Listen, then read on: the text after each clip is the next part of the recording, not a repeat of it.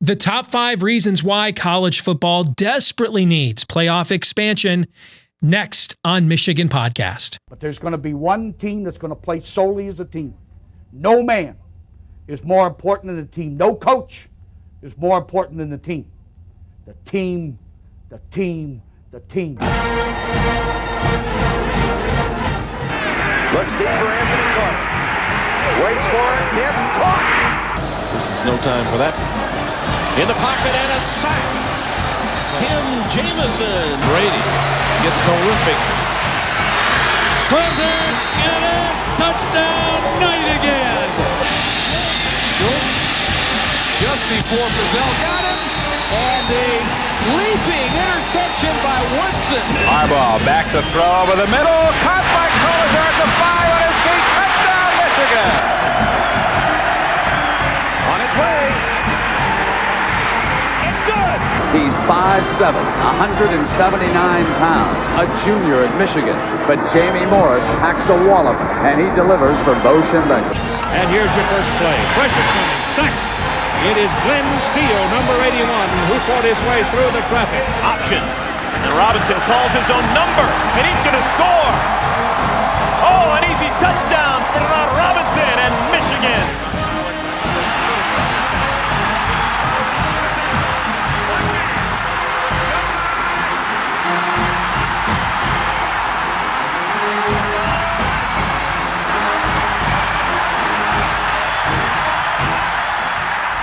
Win it. We're going to win the championship again because we're going to play as a team. And when we play as a team and the old season is over, you and I know it's going to be Michigan again. Michigan.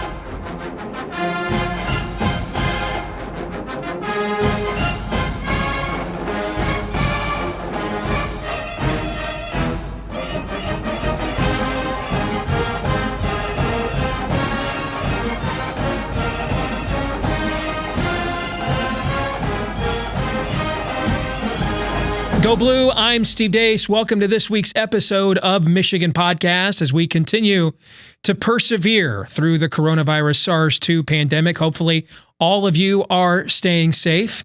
And in the midst of not having any real-time sports news, we are taking a look at some of the big debates around sports, particularly the University of Michigan and college football and basketball.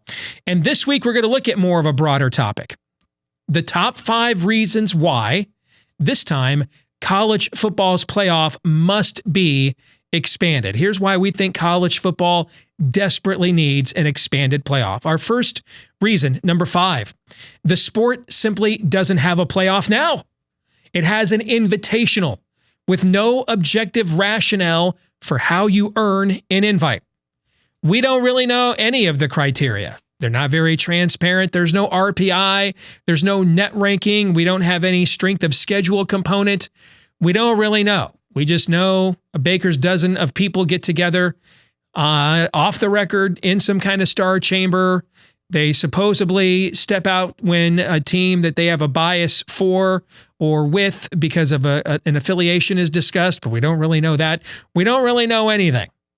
There's no schedule that you can make that makes you think, hey, if I play a schedule this good, I'm in. We don't really know anything. There isn't a playoff now. What you have is an invitational, and that invitational couldn't be more subjective because there's no rational reason for why you do or don't get in. We don't really know. And if you watch this thing on a week-to-week basis, they basically just retcon it, reverse engineer it without any intellectual consistency to come up with whatever justification they want for the top 4 teams they have that week. So the number one reason why we've got to have, or the first reason we got to have playoff expansion is because we have to have an actual playoff. We don't have a playoff now. Reason number 4, the sport desperately needs more meaningful games. The problem we have in college football right now, there's just not enough meaningful games. And if you look at what's happened in the bowl games, and attendance was already dwindling, but it's tanking now. Essentially, we've got guys sitting out major bowl games now. It just doesn't matter. Unless it's the Rose Bowl and or a playoff game, it's just not relevant to a lot of guys. So, I mean, if I would have told you when Christian McCaffrey set out the Sun Bowl that in 4 years we were going to see guys sit out New Year's 6 games, you'd have told me I was nuts. But we're seeing it on a perennial basis now. There's not enough meaningful games. You need to have more meaningful postseason games, and therefore, with more meaningful postseason games, there will be more meaningful regular season games because that's more of an opportunity to make it to the postseason. You won't water down the regular season because the NFL doesn't do that. The NFL doesn't have a watered down regular season because of the playoff. We need more meaningful games in college football. Reason number 3, the sport desperately needs more parity. Now, parity is not the same as everybody gets a trophy. But even by college football's historical standards, and I happen to be a fan of the winningest team of all time, really the very first dynasty in college football history, Fielding Yost's point-a-minute squads at the turn of the century that brought the Rose Bowl to the nation for the very first time, and then dominated the game so much they darn near canceled it and never played it again. Right? This is a sport that is built on tradition, dynasties, traditional rivalries, traditional powers, but now it's become a plutocracy. Essentially, if you're not one of 3 or 4 teams every year right now, the idea that you're going to win the playoff is just not realistic. And you can't have a sport that has national appeal where that is the case. So I don't believe in false binary choices, right? We already talked about, hey, the opposite of you don't automatically water down your regular season by having more playoff teams. Look at the NFL. Every week it feels like you live and die with your team because there's still only 16 games and they have a playoff. Their regular season's very meaningful. The same thing will be true of college football with more playoff teams as well. Secondly, we don't have to fall for the false binary choice of, well, I guess if your team can't make it, you want them to get a trophy. There's a vast chasm between youth soccer, we don't keep score, and a plutocracy where the same 3 or 4 teams are essentially in this thing to win it every single year. You need democratization. That's the difference. That's what parity brings you, democratization in college football. It's no coincidence that when college basketball expanded the tournament at the end of the John Wooden era of dynasties and dominance with UCLA, we instantly saw more parity in college basketball. It's not a coincidence. The first year we went to 64 teams in the NCAA tournament, 1985. A number 8 seed, Villanova, won the entire thing.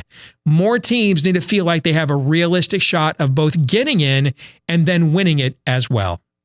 The next reason college football desperately needs expansion to the playoff.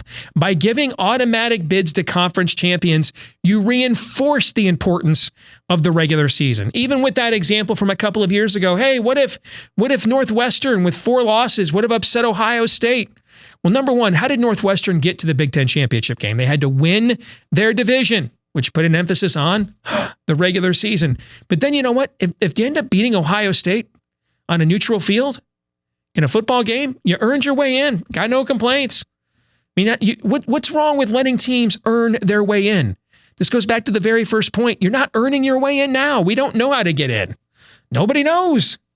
It's all subjective. How about we let the teams, the players, the coaches, how about we let them decide their own fate? And then you have a committee come in and you've got 2 or 3, depending on where things stand with group of 5 teams or Notre Dame. You have 2 or 3 at-large berths a year. And that's where you have your committee come in to subjectively right subjective wrongs. But you need to put more emphasis on the regular season to know, hey, if Virginia had beat Clemson last year in the ACC championship game, were they going to be in the playoff? No. So then what are they really playing for here? It would make conference championships matter more. And if you make conference championships matter more, then the regular season also matters more. And the number one reason that we need the playoff to be expanded in college football, the players and coaches should know they can earn their way in rather than being subjected to the subjective whims of a non-transparent selection committee. And yes, that argument is essentially a summation of every other argument I've already given, but that's because it's the main argument. That's the main point. We don't have a playoff now. This would actually give us one. Well, what do you think? You can let us know in the comments section. Don't forget to follow us on Twitter at Michigan Podcast and every day at WolverineDigest.com, where we keep you up to date on the latest with the maize and blue. Also, like, rate, and subscribe, whether you're watching us this week on YouTube. Please share these links, or you're listening to the podcast on iTunes, Stitcher, and Google Play. Please keep those positive reviews and subscriptions coming, and thank you to all of you that have done that already as well. Have a great week. Stay safe. Until next week, go Blue.